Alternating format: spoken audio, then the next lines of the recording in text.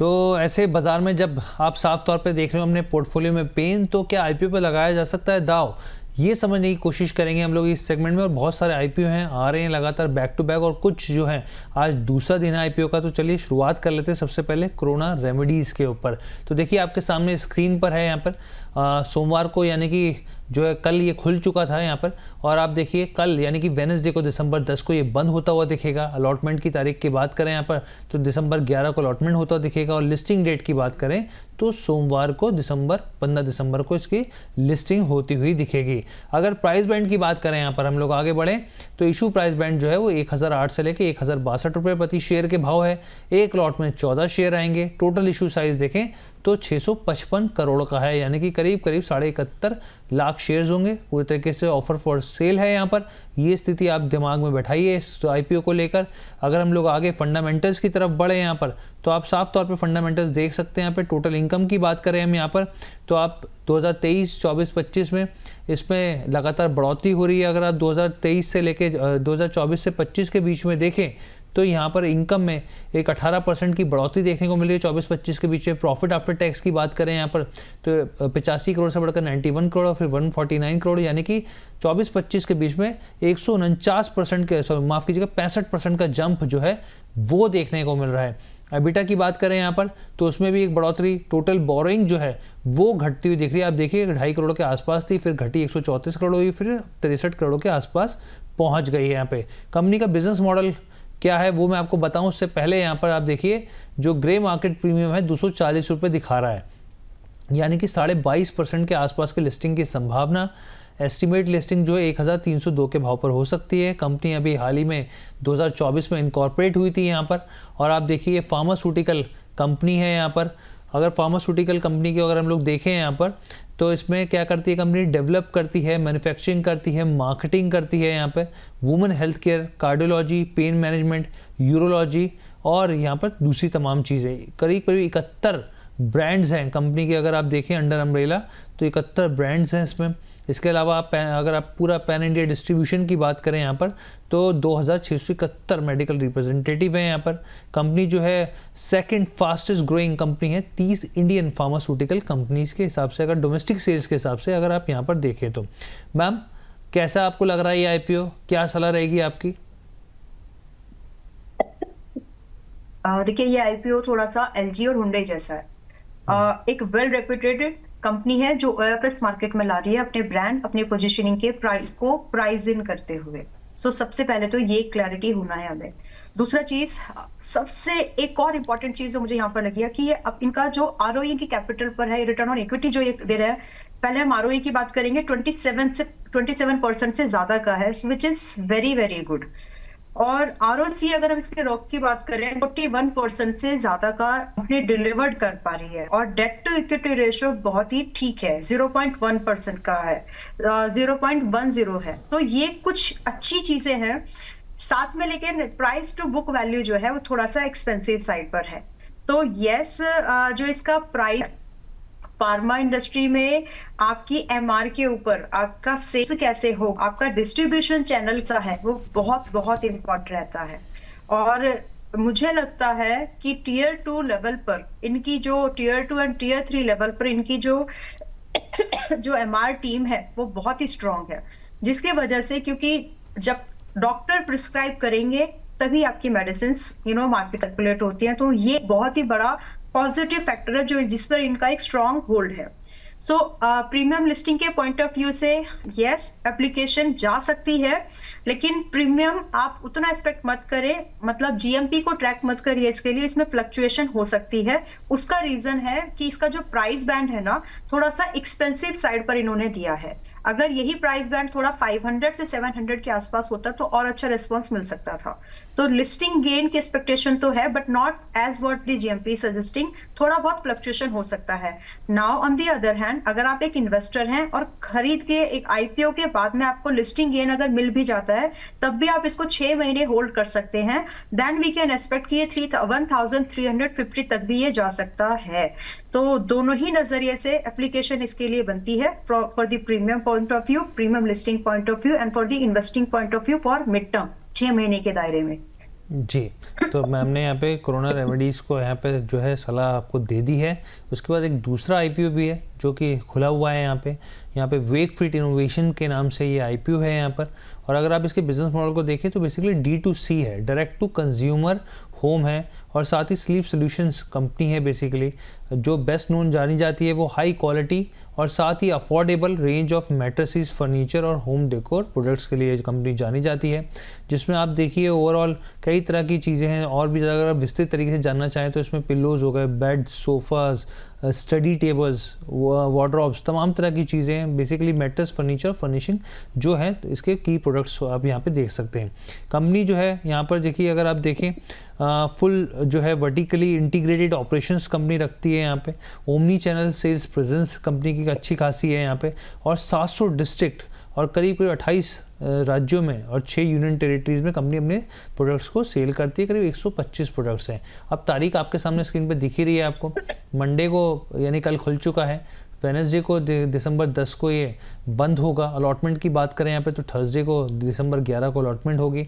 Listing date जो है वो सोमवार को 15 दिसंबर को होती ही दिखेगी। अगर हम लोग आगे बढ़ें, प्राइस बैंड की बात करें यहाँ पर, तो प्राइस बैंड देखिए 185 से लेके 195 रुपीज़ है।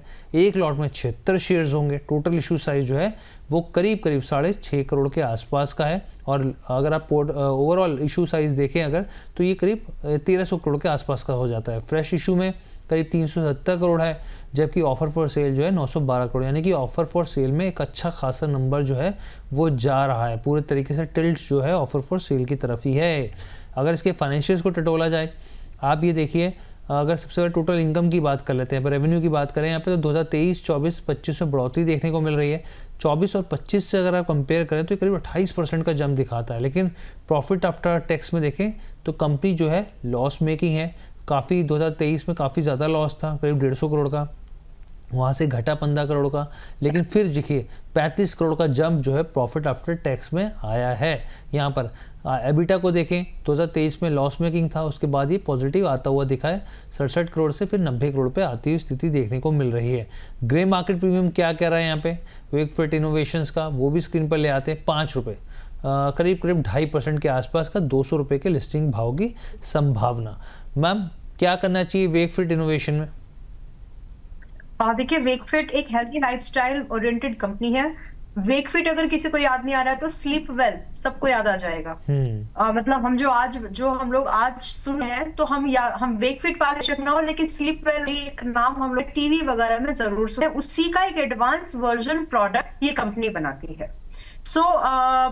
प्राइस बैंड थोड़ा सा महंगा साइड है हर्षी, तो जिसके वजह और ज्यादा जो इसमें है ना वो OFS है। अगर ये 100 के विद इन होता या 100 के आसपास होता तो रिस्पॉन्स अच्छा मिल सकता था। लेकिन यहाँ पर मैं यही बोल सकती हूँ कि फिलहाल आप एक OFS के लिए, एक नॉन प्रॉफिट मेकिंग कंपनी के लिए, जो कि बहुत ही रूटीन प्रोडक्ट में beds, mattress but healthy lifestyle oriented products में काम कर रही है, आप उस कंपनी में पैसा लगाने जा रहे हो तो रिस्क तो है। ठीक है, कुछ नया इनोवेशन नहीं है ऐसा जिससे लाइफ एकदम चेंज हो जाएगी, वैसा कुछ भी नहीं है। और एकदम मतलब इसका रिप्लेसमेंट कुछ हो सकता है क्या? Yes, there are many replacement in the market and affordable too. इस कंडीशन में मार्केट जो ये OFS ला रहा है 185, 195 के प्राइस पर थोड़ा एक्सपेंसिव मुझे लग रहा है।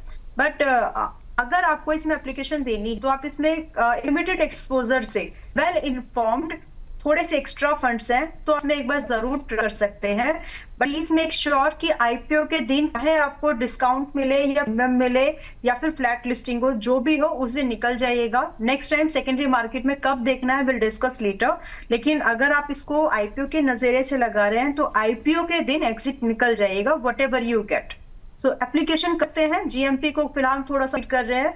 और मुझे 2 चीजें कंसर्न है सिर्फ यहाँ पर, इसका प्राइस वैल्यूएशन एंड जो इसने OFS है, इस प्राइस पर जो OFS है उसकी वजह से थोड़ा सा स्लो या फिर डिम डल यहाँ पर हमको ये मिल सकता है, रिस्पॉन्स मिल सकता है। बाकी प्रीमियम लिस्टिंग के एक्सपेक्टेड है जी। तो मैम फिर दोनों में क्या किया जाए? एक पे लगाया जाए, दोनों पे दाव लगाया जाए, कहाँ किया जाए? थोड़ा सा रिस्क डाइवर्सिफाई, अगर फंड्स हैं तो दोनों में लगा लीजिए। लेकिन दोनों में लगाने की ही सलाह होगी, बट वेकफिट का प्रोडक्ट मुझे मैं वैल्यूएशन पार्ट पर एक्चुअली कंफर्ट नहीं है मुझे, बट इस तरह के एग्जांपल्स हमने पास्ट में देखे हैं फिजिक्स वाला के केस में कि जहां पर ना तो कंपनी में प्रॉफिट है और ना ही ना ही आपके मार्जिन्स हैं, लेकिन आप उसी पुराने प्रोडक्ट को टेक के बेस पर ऑनलाइन नए प्रेजेंटेशन नए रंग रूप में ला रहे हैं, तो वहां पर मार्केट में रिस्पॉन्स अच्छा मिला है। तो ट्राई कर सकते हैं बट लिमिटेड एक्सपोजर से। कोरोना रेमेडीज में तो कर सकते हैं। जी, कोरोना रेमेडीज में सलाह एक मानस जी कह रहे हैं, अंबाला मैम मैंने मीशो एकस विद्या वायर आईपीओ में अप्लाई किया था बट कोई भी नहीं मिला, ऐसा मेरे साथ क्यों होता है? अरे ऐसा आपके साथ नहीं, मैं एक जानकार को जानता हूँ, वो बेचारे 2 से 3 साल से लगातार लगा रहे हैं और उनका एक भी आईपीओ नहीं निकलता। तो मैं मजाक में कहता हूँ ज़रूर पिछले जन्म में आपने कोई ना कोई कर्ज लिया होगा किसी का इसलिए आपका जो है वो निकलता नहीं आईपीओ। ज़्यादातर आईपीओ में अप्लाई करते हैं लेकिन आ ही नहीं पाता है उनका। तो ये दरअसल आपका नहीं है मानस जी, बहुत लोगों का। मैम एक चीज़ और मीशो को लेकर जो चीज़ मुझे भी लग रही थी मैम, वही चीज़ क्या वो आप सजेस्ट कीजिए कि क्या स्थिति है? क्योंकि मुझे लग रहा था ग्रे मार्केट जो 40-50% दिखा रहा था वो नीचे जाएगा, तो अभी तो मैम वो गिरते गिरते यहाँ पे 25-26% पर आ गया है। आपको लग रहा है कि जो लिस्टिंग के भाव है वो 20% के आसपास ही होता हुआ दिख सकता है? इसका क्या मानना है यहाँ पे? मैं जीएमपी को मैं देखिए हर बार ये बोलती हूँ कि जीएमपी को आप ऐसे ट्रैक मत करिए कि जीएमपी में जितना दिख रहा है उतना होगा, उसमें फ्लक्चुएशन नहीं है। बिकॉज अगर वो दिख रहा है तो समबडी गेट एग्जिट 20-30% का जीएमपी ना, मतलब कोई तो कुछ तो चल रहा है। And in my opinion actually Harshi, ये कोई एक ऐसा ऑथोराइज प्लेटफॉर्म नहीं है, रिलायबिलिटी क्रेडिबिलिटी नहीं है, तो उसको ट्रैक करना मतलब आप अपने आंखों पे खुद से बांध के डिसीजन ले रहे हो। सो प्लीज उसको थोड़ा समझें। बाकी रही लिस्टिंग गेन की, तो मीशो में लिस्टिंग गेन हो सकती है। मैंने इसमें एप्लीकेशन के लिए आपको हाँ ही बोला था, लेकिन ये डाउट किया था, ये बताया था कि जितना यहाँ पर दिख रहा है उससे फ्लक्चुएशन दिखेगी। अभी हमको वो दिख भी रही है, जैसे जैसे लिस्टिंग के आस आ रहा है। और इसका लिस्टिंग है ना हाँ जी, कल लिस्टिंग जी, हाँ इसका लिस्टिंग कल है जी, तो लिस्टिंग की तो इसमें मिल जाएंगे, बट उतना नहीं जितना कि हम एक्सपेक्ट कर। हालांकि स्ट्रैटेजी जो हमने डिस्कस की थी कि अगर 15% से ऊपर की लिस्टिंग गेन आ रही है स्टॉक फॉर दैट, तो 7% आईपीओ प्राइस के बैंड पर 7% के गेन को ट्रेलिंग करके होल्ड कर लीजिए, और जब भी इंट्राडे में बुक करना फिर आप कर सकते हैं डे एंड क्लोजिंग पर। तो थोड़ा सा फ्लक्चुएशन रहेगी, 44-45% तो मुश्किल है। अच्छा 44 मिल जाए तो अच्छा है, मिल जाए तो ले लीजिएगा, नहीं मेरा कर लीजिएगा मतलब। हाँ, मेरा कंसर्न मैम यहाँ पे था कैसे कल अगर मान लीजिए और दबाव दिखता है बाजार में और ये जो है ये नीचे आ जाता है, यहाँ पर बुक करना है तुरंत, ठीक है? तो और और जिनको नहीं मिला उनको एक्यूमुलेट करना है कि नहीं करना मैम? नहीं, जब देखिए जब खरीदना होगा दोबारा कभी मौका मिलेगा तो हम डिस्कस करेंगे, बट नॉट अप नाउ।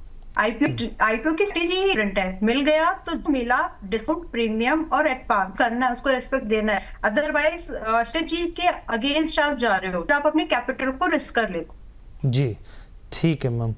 एक दो दर्शकों का सवाल भी लेते हैं और मैं तो मैम सीरियसली बताऊं तो मैं माफ़ी चाहता हूं आपसे, क्योंकि मुझे लगातार दिख रहा है कि आप जो है आप लगातार दिक्कत हो रही है, आपको पेन शायद हो रहा हो और आप मैं आपको, क्योंकि हमारा फ़र्ज़ है वो दर्शकों को यहाँ पर स्थिति बताना है यहाँ पे मार्केट्स को लेके।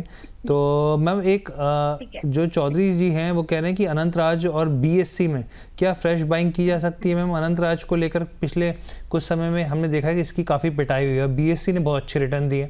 जब अगर आप यहाँ पे हाई टू हाई चेक करें पिछले हाई से इस हाई तक, तो अगर कोई रहा है स्टॉक सबसे ज़्यादा रिटर्न देने वाला वो बीएससी रहा है। मैम अगर हम लोग कैपिटल मार्केट स्टॉक्स की बात करें तो कैपिटल मार्केट की बात करें तो बीएससी रहा है, लेकिन बीएससी को अभी खरीदना है, बीएससी को दोबारा खरीदने का आप विचार बनाइए 2300 के आसपास, और अभी 2700 के आसपास पे है। अनंतराज अभी चल रहा है, एक सेकेंड। अनंतराज अभी है 5 के आसपास, खरीदना है अभी, ये आएगा। मैंने वर्ड यूज किया है, वेरी लाइकली है इससे, इट इज वेरी लाइकली कि ये 440 पास आ जाए। वहां पर आप फ्रेश खरीदारी के बारे में सोच सकते हैं। आज के बाद अगर आप आज ले रहे हैं ना 501 को आप अभी दे रहे हैं, तो अगले 2-4 दिन में हो सकता है कि आपको 430-40 के आसपास दिखे, लेकिन वापस से ये 440 के भाव के आसपास बिल्कुल आने के चांसेस है। तो आप एक वैल्यू बाइंग ढूंढो सबसे पहले, तो वैल्यू बाइंग आपको अच्छे प्राइस पर ही मिलेगी, भाव को भाव दो। तो वो 440 है मेरी नजर में अनंतराज के लिए। ठीक है मैम। तो चलिए मैम, मेरी टीम भी बोल रही है कि मैम को ज़्यादा परेशान ना किया जाए, तो मैम बहुत बहुत धन्यवाद आपका, कीमती समय आपने अपना हमारे दर्शकों को दिया और बहुत ही बेहतरीन जानकारी दी ऐसे समय में जब बाज़ार जो है काफ़ी गिरावट वॉलेटिलिटी दिखा रहा हो और निवेशकों के पोर्टफोलियो लाल हो, घबराहट हो उनके बीच में। बहुत बहुत धन्यवाद, thank you so much ma'am. और जाने से पहले एक बार प्लीज़ डिस्क्लेमर भी शेयर कर दीजिए। जाने से पहले दो चीजें बोलूंगी। मार्केट जब अभी रेड ग्रीन हो रही थी, मैंने बोला था ना छलावा है, अभी आप देखो अभी वो फिर से थोड़ा थोड़ा रेड हो गया है। तो सेल ऑन राइज का व्यू को थोड़ा सा प्रिप देंगे तो शायद आप सेल ऑन करिए, लेकिन हेज्ड करके करिए। और रही बात डिस्क्लोजर, तो कई सारे स्टॉक्स डिस्कस हुए हैं आज इस पूरे 1-1.5 घंटे में। Many stocks, many similar view मैंने अपने मेंबर्स को भी रिकमेंड किया है और किया होगा, बट मेरे पोर्टफोलियो में ऐसा आज कोई स्टॉक नहीं था जो था मैंने डिस्क्लोज ना किया। बाकी तो that's all. Trading and investment है subject to market risk. Then priority जो किसी को भी समझना है वो रिस्क। कभी भी आप मार्केट में आ रहे हैं तो आपको रिस्क समझ लीजिए, that is something you can control. Profit control नहीं कर सकते हैं, गेन्स को कंट्रोल कर सकते हैं, रिस्क को कर सकते हैं। इस चीज को ध्यान रखें, it is something very important. Thanks a lot for having me here, Archie. Thank you so much ma'am, thank you so much हमारे साथ जुड़ने के लिए।